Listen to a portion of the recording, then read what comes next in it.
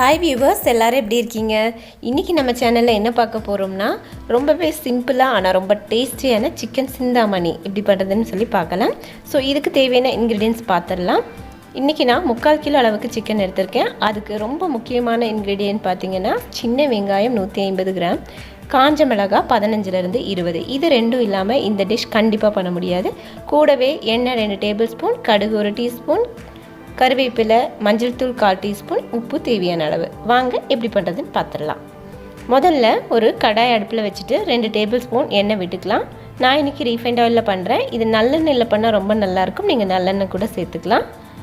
எண்ணெய் சூடானதுக்கப்புறமா 1 டீஸ்பூன் கடுகு சேர்த்துடலாம். கடுகு நல்லா பொரிஞ்சதுமே நம்ம எடுத்து வச்சுருந்த 150 கிராம் சின்ன வெங்காயத்தை இந்த மாதிரி நீளமாக கட் பண்ணி சேர்த்துடலாம். கண்டிப்பாக இந்த டிஷ்க்கு சின்ன வெங்காயம் தான் சேர்த்தணும். பெரிய வெங்காயம் சேர்த்திங்கன்னா கண்டிப்பாக நல்லாவே இருக்காது. ஏன்னா சிக்கன் சிந்தாமணியோட ரொம்ப மெயின் இன்க்ரீடியன்ட்ஸ் என்னன்னு பார்த்திங்கன்னா சின்ன வெங்காயமும் காஞ்ச மிளகாவும் தான். ஸோ இப்போ இதோட நம்ம எடுத்து வச்சுருக்க காஞ்ச மிளகாவையும் சேர்த்துடலாம். நான் இன்றைக்கி ஒரு 15 காஞ்ச மிளகாய் எடுத்திருக்கேன். இதில் ரொம்ப முக்கியமாக கவனிக்க வேண்டியது, காஞ்ச மிளகாயில் உள்ள அந்த விதைகள் எல்லாத்தையுமே நம்ம நீக்கிடணும். அப்போ தான் இந்த டிஷ் ரொம்ப டேஸ்ட்டாக இருக்கும். நீங்கள் அந்த விதையோடு சேர்த்துட்டிங்கன்னா ரொம்ப காரம் அடிக்கிற மாதிரி இருக்கும்.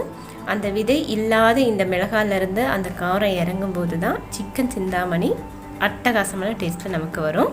இப்போ வெங்காயம் நல்லா வதங்கட்டும். இப்போ பாருங்கள், வெங்காயம் வதங்கி அந்த மிளகாயோட கலர் வெங்காயத்தில் கொஞ்சமாக பிடிச்சிருக்கு.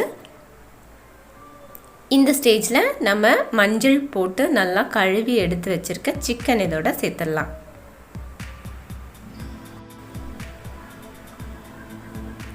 நான் இன்றைக்கி ஒரு 3/4 கிலோ சிக்கன் நான் இதை சேர்த்துருக்கேன்.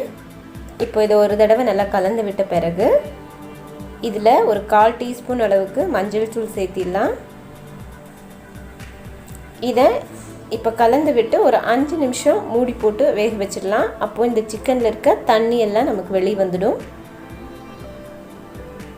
இப்போ ஒரு 5 மினிட்ஸ்க்கு அப்புறம் பாருங்கள், அந்த சிக்கனில் இருக்க தண்ணி எல்லாம் வெளியே வந்திருக்கு. இப்போ இந்த ஸ்டேஜில் இந்த சிக்கனுக்கு தேவையான உப்பை இதோட சேர்த்துடலாம். ஸோ தேவையான அளவு உப்பு சேர்த்த பிறகு இப்போ சிக்கன் வேகிறதுக்காக 1 டம்ளர் தண்ணியும் நான் இதோட சேர்த்துட்றேன். தண்ணி சேர்த்து நல்லா கலந்து விட்டு இப்போ சிக்கன் வேகிறதுக்கு எப்படியும் ஒரு 20 நிமிஷம் நமக்கு ஆகும். ஒரு மூடி போட்டு 20 நிமிஷம் நம்ம வேக விட போகிறோம். அதுக்கு இடையில் ஒரு 2 தடவை மூடியை திறந்து நீங்கள் கலந்து விட்டுருங்க. ஸோ இப்போ ஒரு 20 மினிட்ஸ் ஆயிடுச்சு. பார்க்கலாம். பார்த்திங்கன்னா நல்லா சிக்கன் வெந்திருக்கு. அந்த மிளகாயில் இருக்க காரம் எல்லாம் நல்லா இறங்கி இருக்குது. உப்பு நல்லா பிடிச்சிருக்கும். இப்போ நமக்கு சிக்கன் நல்லா வெந்துருச்சு. அதில் இருக்க தண்ணி வற்றுறதுக்காக நல்லா தீயை ஹை ஃப்ளேமில் வச்சு மூடியை திறந்து வச்சு ஒரு 2 நிமிஷம் நல்லா கொதிக்க விட்டிங்கன்னா அதில் இருக்க தண்ணி எல்லாமே வற்றிடும். ஸோ இப்போ பாருங்கள், தண்ணி எல்லாம் வற்றிருக்கு. இப்போது ஆல்மோஸ்ட் ரெடி ஆயிடுச்சு நம்மளோட சிக்கன். இப்போ இதுக்கு ஒரு தாளிப்பு மாத்திரம். அதுக்கு ஒரு கடாய் அடுப்பில் வச்சு கொஞ்சமாக எண்ணெய் விட்டுட்டு தேங்காவை நல்லா தின் ஸ்லைசஸாக நான் வெட்டி வச்சுருக்கேன். அதை இந்த எண்ணெயில் நல்லா கோல்டன் ப்ரௌன் ஆகிற வரைக்கும் ஃப்ரை பண்ணிடலாம். கூடவே கொஞ்சமாக கருவேப்பிலையும் சேர்த்துடலாம். ஸோ இதை சேர்த்துட்டு இது ஃப்ரை ஆனதுமே இதை நம்ம சிக்கன் சிந்தாமணியோட ஆட் பண்ணிடலாம். ஸோ இந்த சிக்கன் சிந்தாமணியோட ஸ்பெஷாலிட்டி என்னென்னு பார்த்தீங்கன்னா, இதில் நம்ம அதிகமான இன்க்ரீடியன்ட்ஸ் சேர்த்துருக்க மாட்டோம். அதாவது இஞ்சி, பூண்டு, பட்டை, கிராம்புன்னு எதுவுமே சேர்க்கல. ஆனால் எப்படி இது நல்லா இருக்குமா அப்படின்னு நினச்சிங்கன்னா கண்டிப்பாக நீங்கள் ஒரு தடவை ட்ரை பண்ணி பாருங்கள். அப்போ தான் இதோட டேஸ்ட் உங்களுக்கு தெரியும். ரொம்பவே அட்டகாசமாக இருக்கும். ஸோ இது ரொம்ப சூடான சாதத்தோட ரொம்ப சூப்பராக இருக்கும். கூடவே ரசமோ இல்லைன்னா வெறும் பருப்பு தாளித்து இதை சிக்கன் சிந்தாமணியை சைட் டிஷ்ஷாக வச்சு சாப்பிட்டீங்கன்னு வச்சுக்கோங்களேன், கலக்கலாக இருக்குங்க.